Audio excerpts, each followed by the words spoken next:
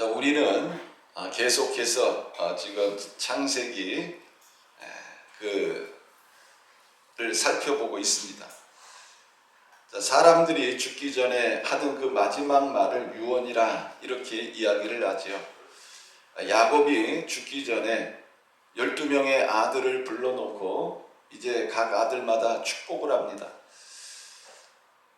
성령께서 야곱의 마음을 감동하심으로 예언하는 이런 내용을 우리가 알 수가 있습니다. 사람이 마지막 하는 그 유언의 내용을 살펴볼 때 이 사람이 이 땅에서 어떤 생각을 가지고 또 어떻게 살아왔는가, 또 무엇을 의지하며 살아왔는가 하는 것을 우리가 알 수가 있습니다. 역사에도 보면 수많은 위인들이 죽기 전에 한 이러한 그 자신들만의 마지막 유언이 있습니다. 자, 소크라테스는 독배를 마시기 전에 절친이며 제자인 크리톤에게 이런 말을 했습니다. 크리톤, 아스클레피오스에게 닭 한 마리를 빚졌으니 잊지 말고 갚아주어. 이런 말을 했습니다. 또 알렉산더 대왕은요, 죽기 전에 세 가지의 유언을 합니다. 첫 번째가 뭐냐? 내 관을 운구하는 사람들은 의사가 하게 하라. 이렇게 얘기를 합니다.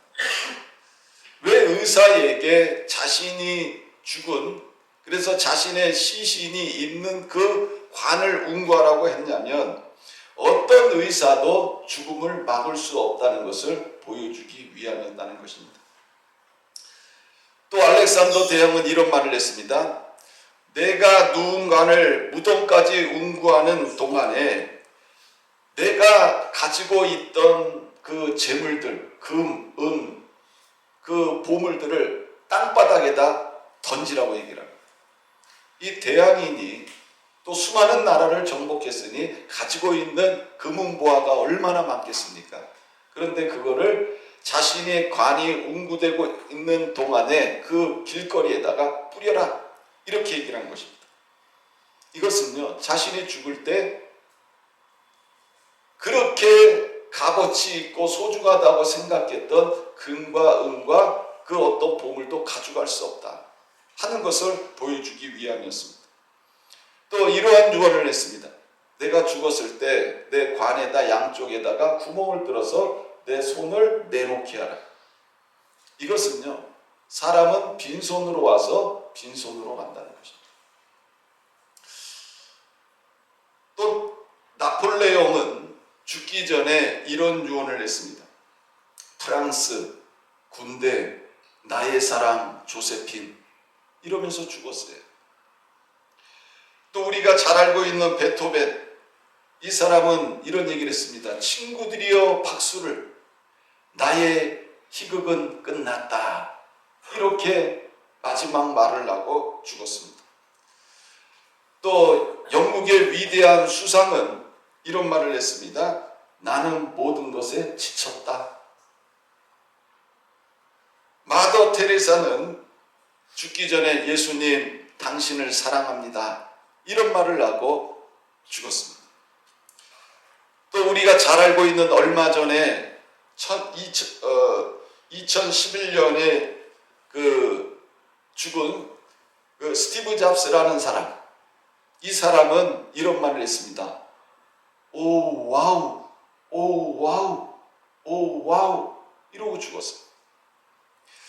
그리고 예수님께서는 아버지, 내 영혼을 아버지께 부탁합니다. 마지막 말씀을 하시고 임종하셨습니다.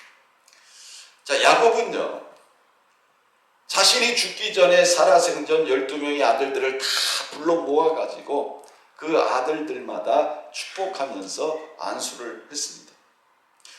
그리고 평안히 그의 백성에게로 돌아갔다 하는 이 장면이 오늘 읽은 본문에 나와 있습니다.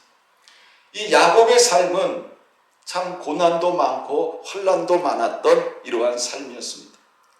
형을 피해서 도망을 했고 타지에서 수십 년간 외롭게 살았고 또 사랑하는 자식들에 의해서 배반을 당하고 가장 사랑했던 요셉이 자신의 아들들에 의해서 노예로 팔리는 이런 경험을 하기도 했습니다. 한마디로 야곱의 인생은 순탄하지 않은 험악한 나그네의 삶이었습니다. 그러나 야곱의 마지막 순간은요, 참 평온합니다. 왜냐하면 자신의 삶을 지금까지 붙들어 주시고 인도하신 하나님을 붙들었기 때문에 그렇습니다. 오늘 우리가 야곱의 마지막 모습을 묵상하면서 우리는 우리 인생을 어떻게 마지막을 준비해야 하는가, 또 어떻게 남은 인생을 살아야 하는가 하는 것을 다시 한번 깊이 깨달을 수 있는 그런 축복된 시간이 되시기를 주님의 이름으로 축원합니다. 자, 첫 번째로 야곱은 믿음의 유산을 남겼습니다. 28절 말씀에 보면 이런 말씀이 나옵니다. 이들은 이스라엘의 12지파라 이렇게 말씀하고 있습니다. 자, 야곱이 죽기 전에 12명의 아들을 부릅니다. 이 야곱은 12명의 아들이 있었습니다. 그 아들을 불러서 이제 유언을 합니다. 그런데 그 유언이 성령의 감동으로 되어진 예언이었다는 거예요. 자, 야곱이 인생을 떠나기 전에 마지막으로 자식들에게 남긴 것은 무엇이었느냐? 바로 믿음이었다는 것입니다. 야곱은요, 큰 부자였습니다. 그는 아무것도 가지지 않고 혈혈단신 그 타지에 나가가지고 하나님이 축복하심으로 엄청난 부자가 되었습니다. 그러나 그가 죽기 직전에 사랑하는 자신의 아들들을 불러놓고 그 자식들에게 남긴 것은 바로 믿음의 유산이었다는 것입니다. 그는 자신의 12명의 아들들에게 축복하면서 또 예언하면서 장차 그 자식들을 통해서 12지파가 이루어질 것을 예언을 하고 그들을 축복하고 있습니다. 그래서 히브리서 11장 21절은 이렇게 말씀합니다. 믿음으로 야곱은 죽을 때에 요셉의 각 아들에게 축복하고 그 지팡이 머리에 의지하여 경배하였으며 이렇게 말씀하고 있습니다. 자, 야곱의 12명의 아들들을 축복하는 그 모습은 바로 예배였음을 말씀하고 있습니다.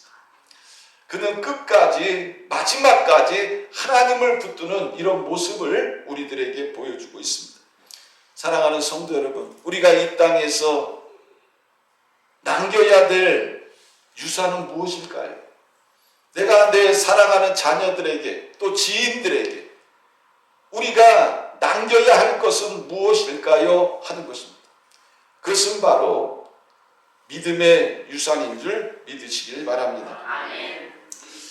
그리고 하나님께서 이 야곱을 통해서 축복하실 때에 성경은 이렇게 말씀하고 있습니다. 각 사람의 분량대로 이렇게 말씀하고 있습니다. 각 사람의 분량대로 축복하였다. 이렇게 말씀하고 있습니다. 여러분, 자녀들이 다 귀하죠. 소중하죠. 이 10손가락이 있는데 이 10손가락 중에서 깨물어 가지고 안 아픈 손가락이 없어요. 어느 손가락이든지 깨물면 아픕니다. 그게 자식들입니다. 야곱에게 있어서 이 12명의 아들들을 축복할 때 이 12명의 아들들이 자신에게는 다 소중했을 거예요. 그러면 우리가 생각할 때 내 아들들이니까 그냥 막 복을 빌어주자. 좋은 것만 빌어주자. 그런데 우리가 지금 12명의 아들들의 그 빌어준 축복의 내용을 보면 어떻습니까? 다 달라요. 다 다릅니다. 그러면 왜 야곱이 12명의 아들들을 이렇게 다 다르게 축복했느냐? 성경은 이렇게 말씀하고 있어요. 각자의 믿음의 분량대로 축복했다. 이렇게 말씀하고 있습니다. 사랑하는 성도 여러분, 하나님은요, 그 사람의 믿음의 분량대로 복을 주시는 분인 줄 믿으시길 바랍니다. 다른 말로 말씀드리면 심은 대로 거두게 하시는 거예요. 이 사람이 이만큼의 믿음이 있으면 이만큼을 주시는 거고, 이만큼의 믿음이 있으면 이만큼을 주시는 거고, 또 더 넓은 믿음을 가지고 있으면 더 넓게 믿음을 주시는 것입니다.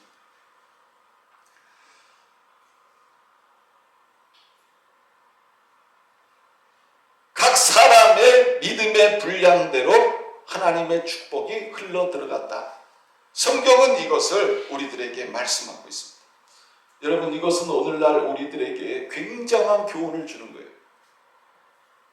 그것은 내 믿음의 분량대로 하나님이 나에게 복을 주실 것이고 그 복이 자녀들에게까지 흘러 들어간다.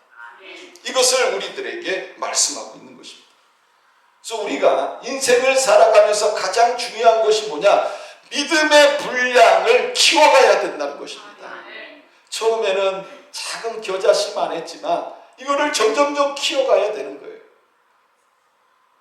교회를 20년, 30년, 40년, 50년을 다녀도 모태신앙이라도 믿음이 자라지 아니하고 옛날 모습 그대로 신앙생활을 하면요, 이건 참 비참한 것입니다.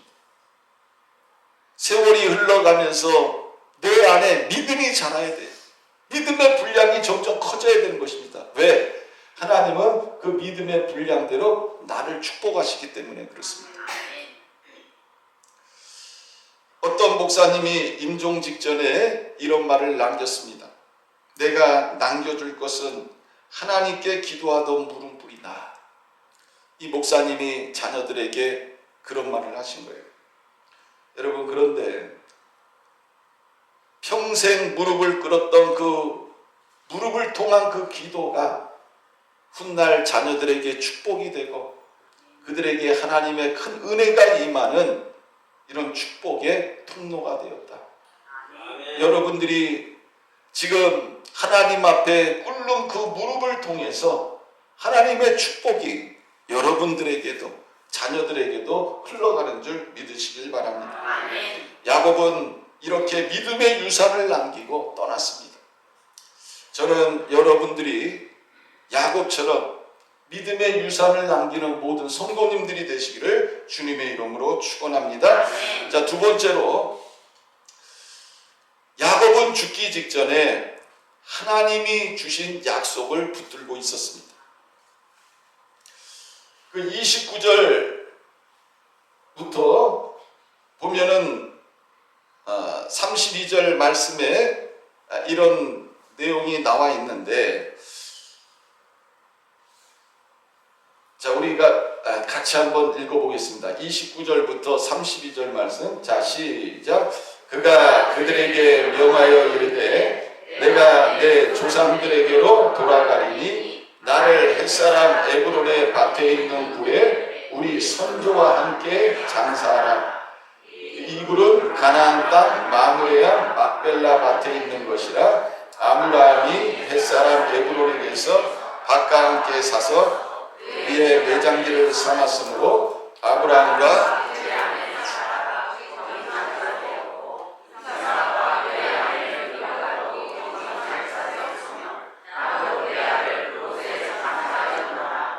이 밭과 거기 있는 굴은 햇사람에게서 산 것이니라.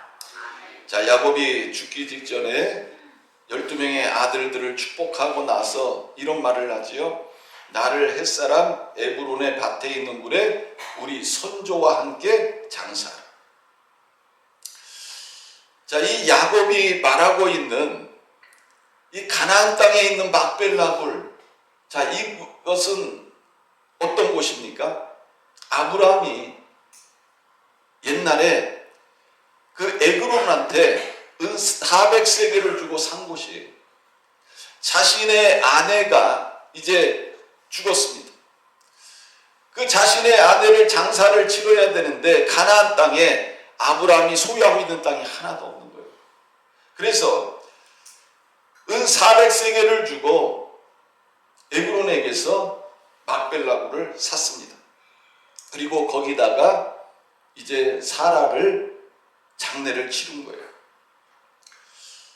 아브라함이 가나안 땅에 오랫동안 살았지만 그가 소유했던 땅은 바로 장례를 치렀던 막벨라 굴밖에 없었습니다. 그리고 아브라함도 자신이 죽었을 때에 자신의 후손에게 자신을 그 막벨라 굴에 묻어달라고 이야기를 합니다. 또 그의 아들인 이삭도 부인인 리브가 또 거기에 묻혔습니다. 그리고 야곱의 첫 번째 부인이 누구예요? 레아. 레아가 죽었을 때 여러분 이 레아를 어디에 묻었느냐? 바로 막벨라 굴에다 묻었습니다. 야곱이 이제 자신도 죽기 직전에 아들들에게 무엇을 부탁하고 있는 거예요? 내 조상들이 묻혀있는 그 막벨라 굴에 나를 묻어달라. 이 요청을 하고 있습니다. 지금 이 야곱의 아들인 요셉이 애굽의 뭐예요? 총리입니다. 그리고 이 야곱이 살고 있는 그 땅은 굉장히 비옥한 땅이었습니다. 그러나 야곱은요, 자신의 죽은 시신이 애굽 땅에 묻히는 것을 원치 않았습니다. 왜 그럴까요? 이 야곱은 하나님의 약속을 붙들고 있기 때문에 그렇습니다. 하나님이 우리 조상에게 주신 땅, 그리고 나에게 주신 땅, 내 후손들에게 주신 이 가나안 땅에 내 자신을 묻어달라. 이렇게 요청하고 있는 것입니다. 이것은 무엇을 말하고 있느냐? 나는 애굽 사람이 아니라는 겁니다. 나는 약속의 백성이라는 것입니다. 나의 소망은 하나님께 있다는 것입니다. 사랑하는 성도 여러분, 믿음의 사람은요, 상황이 아니라 하나님의 약속을 붙들고 사는 존재임을 믿으시길 바랍니다. 죽어서도 하나님의 약속을 붙들어야 되는 것입니다. 야곱은 애굽에서 잘 살았어요. 남부럽지 않게 살았습니다. 그럼에도 불구하고 그는 약속의 땅, 가나안 땅, 그 안에 있는 자신의 조상이 산 그 막벨라 굴에 자기도 묻히기를 원했다는 것입니다. 사랑하는 성도 여러분, 오늘날 우리가 무엇을 나의 인생의 종착지로 생각하고 있느냐, 이것은 굉장히 중요한 것입니다. 여러분들은 인생의 종착지를 어떻게 생각하고 있습니까? 세상으로 생각합니까? 아니면 돈으로 생각합니까? 아니면 안정된 삶으로 생각하고 있습니다. 믿음의 사람은 하나님의 약속을 종착지로 삼고 있다는 것입니다. 우리는 죽을 때까지 하나님의 약속을 붙들고 살아야 되는 것입니다. 이것이 야곱의 믿음의 완성임을 우리들에게 보여주고 있는 것입니다. 여러분, 신앙인은요, 죽으며 끝나는 것이 아니라는 것입니다. 하나님이 약속하신 영원한 나라로 옮겨가는 것입니다. 그래서 빌립보서 3장 20절 21절에 보면, 그러나 우리의 시민권은 하늘에 있는지라 거기로부터 구원받은 자 곧 주 예수 그리스도를 기다리노니 그는 만물을 자기에게 복종하게 하실 수 있는 자의 역사로 우리의 낮은 몸을 자기 영광의 몸의 형체와 같이 변하게 하시리라. 여러분, 우리는 시민권을 가지고 있는데 어디 시민권을 가지고 있어요? 하늘의 시민권을 가지고 있는 거예요. 하늘의 시민권을 가지고 있는 이 야곱이 그 믿음을 자녀들에게 보여주고 있고, 그는 마지막을 준비하고 있는 이런 모습을 우리들에게 보여주고 있습니다. 자, 세 번째로는요, 야곱은 평안하게 숨을 거뒀다는 것입니다. 자, 우리 33절 말씀 같이 한번 읽겠습니다. 자, 시작. 야곱이 아들에게 명하기를 마치고 그 발을 침상에 모으고 숨을 거두니 그의 백성에게로 돌아갔더라. 여러분, 이 죽음이라는 거를요, 어떻게 보면 잘 죽어야 돼요. 이게 젊은 사람들은 무슨 말인지 몰라요. 죽음? 아니, 내가 죽긴 왜 죽어? 마치 이 세상에서 영원히 살 것처럼 착각하는 거죠. 근데 제가 이 목회를 하면서 이 성도님들이 돌아가시는 그런 이야기를 들을 때 보면 참 다양합니다. 어저께도 문자를 받았어요. 노에서 문자를 받았는데 제가 아는 목사님이 소천하셨다는 거예요. 연세가 80입니다. 그저께 돌아가셨는데 돌아가시기 전에 멀쩡했다는 거예요. 그 자녀하고 같이 밥도 먹었고 또 목사님이 사모님하고 가서 쇼핑도 했대요. 이제 그 티셔츠를 하나 사셔가지고 이제 추우니까 입어야겠다. 그리고 쇼핑도 했다는 거예요. 그리고 집에 오셔가지고 오랜만에 라면도 좀 한번 끓여 먹어야겠다. 그래가지고 사모님하고 라면을 끓여서 드셨대요. 그리고 샤워를 하셨대요. 그런데 조금 있다 돌아가시고. 참 여러분 이런 죽음에 대해서 여러분들은 어떻게 생각하십니까? 제가 저희 사모한테 얘기를 했더니 처음에 나온 단어가 뭔지 아세요? 부럽다. 부럽다. 예? 이게 참 죽음이라는 게요. 옛날에는 아주 멀리 있었어요. 근데 이제는 나이를 먹어가면서 이 죽음이라는 것에 대해서 생각을 하게 돼요. 야, 어떻게 편안하게 죽을 수는 없는가? 이제 이런 문제에 대해서 고민하는 거예요. 왜? 몸에 병이 생기고 이러면서 고통당하면서 죽는 분들이 많이 있어요. 저희 어머니도 암이 걸리셔가지고 저희 어머니도 고생 많이 하셨어요. 그래서 제가 저희 어머니 병원에 입원해 계실 때 저희 누나가 이제 밤새가지고 옆에서 간호하다가 옷 갈아입고 온다고 그래서 저하고 교대를 했어요. 근데 제가 그 전까지는 계속 하나님 앞에 그런 기도를 드렸어요. 하나님 살려주세요. 그래서 역사도 많았어요. 제가 가가지고 맨날 손 얹고 기도하니까 몸 안에 있던 암도 사라져버리고 병원에 갔더니 깜짝 놀래가지고 의사가 저 강남에 있는 그 성모병원에 갔는데 그 의사가 보더니 이게 뭔 일이냐? 뭘 먹었냐? 뭘 먹어서 그 몸 안에 있는 암세포가 싹 사라졌냐고. 그랬더니 저희 어머니가 다 비결이 있어요. 이러시기만 하더라고. 뭐 얘기한다고 그 사람들이 알아요. 근데 또 세월이 지나면서 재발이 된 거예요.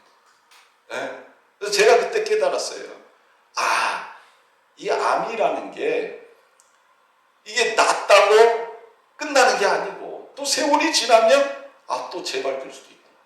그래서 제가 깨달은 게 하나님 앞에 계속 매달려야 되는 거예요. 제가 그때 저희 어머니를 통해서 그걸 깨달았어요. 그러니까는 주변에서 이런 뭐 여러 가지 질병으로 인하여 고생하시는 분들을 보면 그런 생각이 드는 거예요. 저희 어머니한테 제가 그랬어요. 엄마, 내가 아버지 잘 모실 테니까 이제 가셔도 돼. 제가 딱 그랬어요. 왜냐? 너무 고생하시는 거예요. 병원에 입원하셔서 이거 뭐 암 치료 받고 그런 모습 보면서 제가요 이제 기도가 바뀐 거예요. 그래서 그날 딱 앞에서 얘기를 했어요. 그랬더니 그래? 환하게 웃으시더라고요. 그러면서 누워요. 근데 그리고 가셨어요. 저도 놀랐어요. 네. 그 멀쩡하던 사람이 그래 알았어 고마워 아들 그러더니 누우시더니 바로 가셨어요. 제가 그걸 보면서 참 한편으로는 감사하지만 또 한편으로는 자식된 도리로서 안타까운 거죠. 그럼에도 불구하고 그래도 이렇게 끝까지 가지 않으시고 돌아가신 것이 축복이다. 저는 그렇게 생각합니다. 그러니까 지금도 여러분 주변에 이런 질병에 걸려가지고 고생하는 분들이 많아요. 처음에는 하나님 살려주세요. 살려주세요. 그러다가 이제 시간이 지나면서 고통당하는 모습을 보면 기도가 바뀌어요. 하나님 이제는 그냥 데려가셔도 될 것 같아요. 죄송합니다. 네. 그런데 오늘 읽은 이 야곱의 모습은요, 그 마지막이 너무너무 평안한 거예요. 그 자식들을 다 모아놓고 예언을 하고 그 다음에 야 나를 그 가나안 땅의 막벨라에 나를 장사 지내줘. 그런 다음에 뭐라고 기록되어 있습니까? 야곱이 아들에게 명하기를 마치고 그 발을 침상에 모으고 숨을 거두니 그의 백성에게로 돌아갔다. 여러분 그 발을 모았다는 이 말은요, 평안함 속에서 준비되어진 죽음을 맞이했다는 것입니다. 여러분들이 인생을 살면서 아까 제가 여러 위인들의 인생 마지막에 남긴 유언, 마지막에 한 말, 이런 것들을 말씀을 드렸잖아요. 어떤 사람은 인생 마지막을 후회로 보내는 사람이 있어요. 아유, 내가 인생 잘못 살았다. 내가 이렇게 살지 말았을 걸 하면서 죽는 사람이 있어요. 그런데 여러분 이 야곱의 모습은 어떻습니까? 그런 모습이 보여요, 안 보여요? 하나도 안 보여요. 오히려 자식들에게 믿음을 유산으로 상속하고 아들들을 다 축복하고 그리고 자신의 시신을 가나안 땅에 묻어달라고 이야기하고 그리고 이제는 다 이야기를 한 다음에 평안히 발을 모으고 숨을 거뒀다. 이렇게 말씀하고 있습니다. 여러분 왜 야곱이 이렇게 평안히 갈 수 있었을까요? 그것은 평생 하나님이 자기와 함께 하시고 지켜주심을 경험했기 때문에 그렇습니다. 호세아서 12장 4절은 야곱을 이렇게 말합니다. 천사와 겨루어 이기고 울며 그에게 간구하였으며 하나님은 베델에서 그를 만나셨고 거기에서 우리에게 말씀하셨나니. 야곱은 평생 하나님께 매달린 사람이었습니다. 인생을 붙들어 주시는 분이 하나님임을 깨닫고 그는 늘 하나님을 붙잡았던 이러한 사람이었습니다. 사랑하는 성도 여러분, 하나님을 의지하는 사람은 이렇게 인생 마지막까지도 평안한 줄 믿으시길 바랍니다. 아멘. 이제 결론을 맺습니다. 오늘 본문은 죽었다는 이런 이야기로 끝나는 것이 아니라 오히려 그 죽음 앞에서도 승리한 사람 야곱을 우리들에게 보여주고 있습니다. 야곱은 인생의 믿음의 유산을 남겼고 또 하나님의 약속을 붙들었고 평안한 마지막을 맞았습니다. 그리고 성경은 이렇게 말합니다. 그의 백성에게로 돌아갔다. 성도의 마지막은요, 돌아가는 거예요. 누구에게 돌아가는 거예요? 하나님 품으로 돌아가는 거예요. 그게 죽음이요. 예수 믿는 사람은 죽음을 그렇게 두려워할 필요가 없어요. 왜? 하나님 품으로 돌아가는 거예요. 그리고 또 뭐라고 말하고 있어요? 그의 백성에게로 돌아갔다. 이 땅의 마지막은 영혼의 새로운 시작인 줄 믿으시길 바랍니다. 사랑하는 성도 여러분, 지금 여러분은 여러분의 인생의 마지막을 어떻게 준비하고 계십니까? 또 여러분은 자녀들과 지인들에게 어떤 신앙의 유산을 남기고 계십니까? 여러분은 세상의 현실보다 하나님의 약속을 붙들고 끝까지 서 계십니까? 지금 이 순간 여러분은 하나님 앞에서 평안한 마음을 갖고 계십니까? 저는 여러분들이 야곱과 같이 인생 마지막 때라 할지라도 믿음으로 또 감사로 하나님의 품으로 돌아갈 수 있는 그런 모든 성도님들 되시기를 주님의 이름으로 축원합니다.